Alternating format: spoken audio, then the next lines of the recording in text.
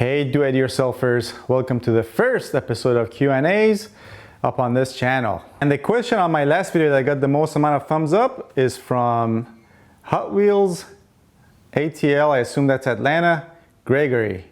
And the question is, how about a video on if it's really worth fixing it or not? So that's a great question, and I'm not surprised it got the most amount of thumbs ups because at face value this might be a simple question to answer, but when you take into account all the different variables, it's actually quite complicated to arrive at a good financial decision regarding this question.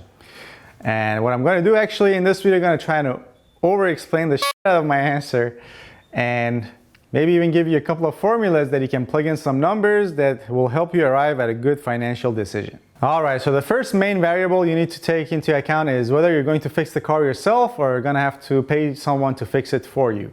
So the second main variable you should take into consideration is exactly what is the failed component. Is it the transmission, head gasket? Does your engine have a rod knock? Is it your clutch?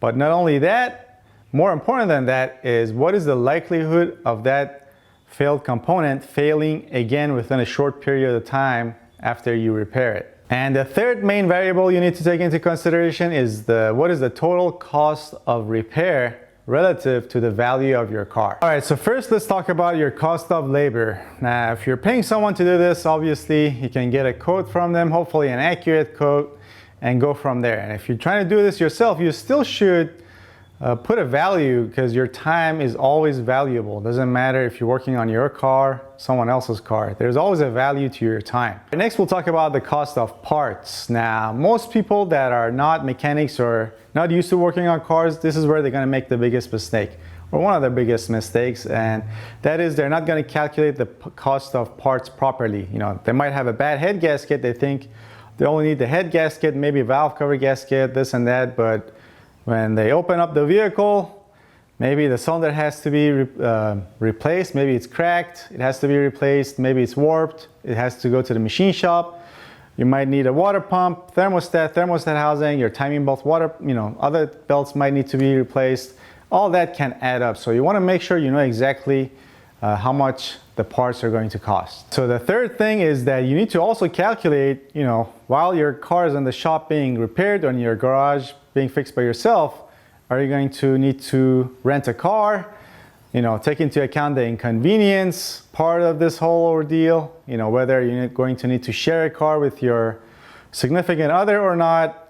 All of that does have a monetary value on it. So you want to make sure you take that into consideration as well. All right, so far we have cost of labor, cost of parts, and other variable or varying costs like rental cars, cost of inconvenience, and we're going to add these up and we're going to call this value A. All right, so here's the most important part of this equation, and that is what are the odds of failure of the same component after you fix it. And this is going to require an honest mechanic I should say, or someone that's very experienced or has the willingness and ability to go online, research thoroughly their make and model and what has failed on their car, and see whether this is a chronic issue with these cars, or whether their car was just unlucky, maybe a hose got loose, overheated slightly, and they have a bad head gasket now, or that this make and model has bad head gaskets all the time. This is very important because you need that value to be able to accurately decide whether you should go ahead with fixing your car or not. And you need to give this variable a percentage. So for example, let's say you have an older Acura TL, let's say a 1999 or 2001 Acura TL. Those cars are notorious for having bad transmissions. Let's say you have that car, your transmission's gone bad, you're going to replace that transmission with a used transmission. And even if you rebuild those transmissions back in the day, the odds were fairly good it was going to fail again. But the odds were even better if you replace it with a used transmission. I would say the odds were 70 to 80% that used transmission was going to fail within a short period of time. And that's the knowledge you need to have to make this decision properly. And on the other hand, let's say you have a Ford Crown Victoria or a Mercury Grand Marquis, your transmission has failed on those cars. Those cars, from time to time, their transmissions failed, but if they were taken care of, the odds were very low that it was going to fail. So let's say you have one of those, you buy a bad transmission, the odds of it failing again would be about 15%. And that would be failing within a short period of time. All right, so how do you arrive at a number for this variable? Well, it's if you're a professional poker player, like I used to be, it's fairly easy. You basically add up your value A again, which was your parts, labor, other varying cost. You times that by 1.7. Let's say 70% is the odds of the transmission on your AccuTL failing again. So 1.7 times, let's say your value A was $1,000, just a round number. So at 1.7, that would be $1,700. All right, next you need to know that what's your car's value as is with the bad transmission. Let's say, for example, let's pick a round number again, $2,000. Someone is willing to pay for your AccuTL with the bad transmission. So there's $2,000 there in your pocket and $1,700 that you wouldn't have to spend fixing it. So that would give you $3,700. Now on the other hand, what is your car worth all fixed up? Let's say this AccuTL, for example, is worth $5,000 all fixed up. So that would be basically $1,300, or in other words, 26% out of your pocket if you were to throw in the towel, get rid of the car, and go buy a different car. All right, so here's how the answer to this is going to be different from person A to person B, and that is basically how much money you got in the bank. Now, assuming that your income is relative to the type of car you're driving, I would say 26% loss on a $5,000 car is probably okay. And if I had that car and I had the income relative that would allow me to have a $5,000 car paid off, I would probably just get rid of that car. And in fact, I would even take that number all the way up to near 50%. Whereas the total cost or total loss based on the car's value would be near 50%. That's when I would start thinking that, I really need to fix this car. All right, so a couple of tips I can give you that might help you trying to fix your car is, okay, for example, on transmissions, and specifically I'm talking about automatic transmissions, I'm much more likely to throw in the towel on a car with a bad automatic transmission than any other major issue. And, that is because if a car make and model has a bad transmission and it's known for having bad transmission for that make and model, the odds of you getting a bad transmission again from a junkyard is very high, because a lot of people that are stuck in these cars, they just total their cars. They total their cars on purpose, trying to get rid of that car because they have the same problem as you probably. That transmission is super expensive and the odds of it failing again is super high. They can't afford to eat that loss, more than likely. They're dependent on that car to go to work. They total the car, collect the money, go buy a different car. The junkyard buys that car from the salvage auction, and they part it out because that's how they make money. They can't really check that car because it's total. They can't check the transmission, that is. They can't drive it, they can't check it.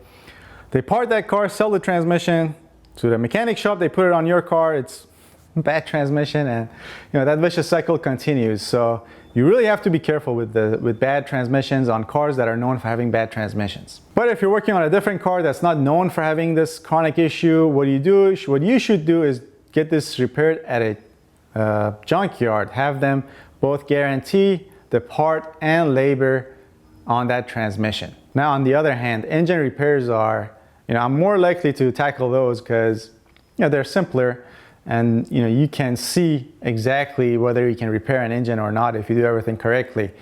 But again, you got to be wary of what kind of car you're working on. If that car has a chronic head gasket issue, like older Altimas, the 2.5 liters that blew head gaskets all the time, Subarus,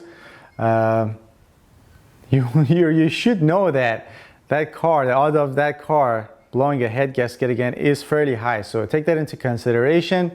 So all you have to do is to spend a little time and find out whether your car, your make and model has this issue all the time, or whether it's just a one-off issue with your car. Maybe you did something wrong or just got unlucky and now you have a bad head gasket or a bad transmission. All right, now some tips for the do-it-yourselfer or the serious do-it-yourselfer that wants to fix cars that have, rod knocks, severe overheating issues, oil starvation issues.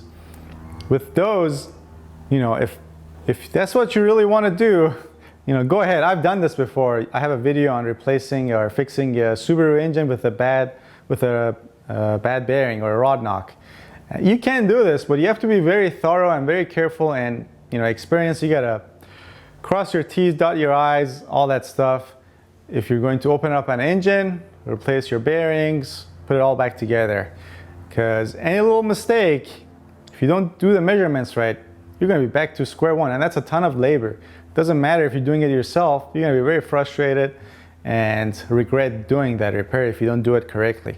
But if you do decide to tackle an engine with a bad bearing, you need to take that engine apart, completely wash it, replace all the bearings, closely inspect your lifters, your camshafts, because once the bearing goes bad, all that metal stuff, metal shavings is gonna circulate through your engine probably a bunch of times, and it could damage all the other bearings, maybe even your camshaft bearings and your lifters as well. So you want to inspect those, and if they're bad, all of that can add to your cost quickly. So a lot of times it might be just better if you're dealing with a bigger engine or a more complicated engine, it might be better just to get a used engine that you can verify that has good compression, maybe even good, have the junkyard to be able to show you that the engine had good oil pressure as well. All right, I've rambled on long enough. Ask more questions, give the ones you like thumbs up, and I'll answer them. But if you want to support my channel, you don't need to give me any money, but I do need your time. See what I did there? Time doing what? Watching my videos.